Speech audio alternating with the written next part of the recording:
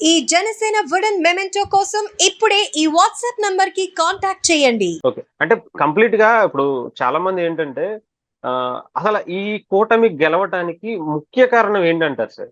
ఇంత huge response రావటానికి కావచ్చు, ఫస్ట్ దేని ఫ ఫస్ట్ గురించండి? అంటే ఫస్ట్ ఆబ్వియస్‌గా కూటమి గెలవడానికి ఫస్ట్ కారణం, ప్రధాన కారణం కూటమే. కూటమి కూటమి. లేకపోతే ఇప్పటికి చాలా నియోజకవర్గాల్లో వైఎస్ఆర్‌సీపీ మంచి స్ట్రాంగ్ కంటెస్టెంట్‌గా ఉండేది. పోటీ ఇచ్చుండేది. ఎన్ని సీట్లొస్తనేది రకరకాల ఫ్యాక్టర్స్ మీద ఆధారపడతది. బట్ ఈ ఓకే. విధంగా దీన్ని ముందు తీసుకొచ్చినటువంటి వ్యక్తి ఎవరంటారు సార్? ఈ కూటమిగా వెళ్ళాలి మనం. ఎంతమంది ఇబ్బంది పెట్టినా సెపరేట్‌గా వెళ్ళాలని ప్రయత్నించినా కానీ, ఒక హ్మ్. తాటిపైకి తీసుకొచ్చింది ఎవరంటారు సార్? అంటే ఆబ్వియస్‌గా అందరి పాత్ర దీంట్లో ఉంది. బట్ ప్రధాన భూమిక పోషించింది మటుకు పవన్ కళ్యాణ్ గారు ఆబ్వియస్‌లీ. పవన్ కళ్యాణ్ గారా? హ్మ్. ఎందుకంటే చాలా మంది ఇప్పుడు ఆయన వ్యక్తిగతంగా చూసుకుంటే సీట్లు ఇంకా ఎక్కువ తీసుకోవచ్చని, తక్కువ తీసుకోవచ్చని, అసల ఇన్నే ఎందుకు తీసుకున్నారని చెప్పి చాలా అప్పుడు డిస్కషన్స్ నడిచాయి.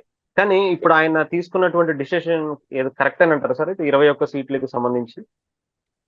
అంటే ఇప్పుడు నేను యాస్ ఎ మీరు మామూలుగా జనాలు దాంట్లో ఫాన్స్ లేకపోతే ఫాలోవర్స్ మాట్లాడడానికి నేను ఒక అనలిటికల్‌గా దాన్ని అనలైజ్ చేసి ఇంకా చాలా నియోజకవర్గాలున్నాయి. మీకు ఫర్ ఎగ్జాంపుల్ చెప్పాలంటే అమలాపురం ఉంది. రాదర్ దాన్ చాలా నియోజకవర్గాలు సెలెక్ట్ చేసుకున్న దాంట్లో కంఫర్టబుల్ సీట్స్ ఉంటాయి. బట్ ఇప్పుడు ఔటర్ సైడ్‌గా మాట్లాడేదానికి ఇన్ సర్కిల్‌గా నాకు చాలా విషయాలు తెలుస్తాయి కాబట్టి మాట్లాడేదానికి చాలా ఇంకా ఫేవరెట్ నియోజకవర్గాలున్నాయి. మంచి నియోజకవర్గాలు నంబర్ పరంగా కూడా అడ్వాంటేజ్ ఉన్న పర్సెంటేజ్ అవకాశం ఉంది. ఇంకా అంటే బెటర్‌గా జనసేన గెలిచే సీట్స్. జనసేన గెలిచే సీట్స్ బెటర్‌గా నెగోషియేషన్ కూడా చేసుండొచ్చు. They have that right and that space. Maybe okay. Negotiation విషయంలో ఆబ్వియస్‌లీ టీడీపీ ఫేవర్ అయింది. జనసేనకి కొంచెం తగ్గాల్సింది.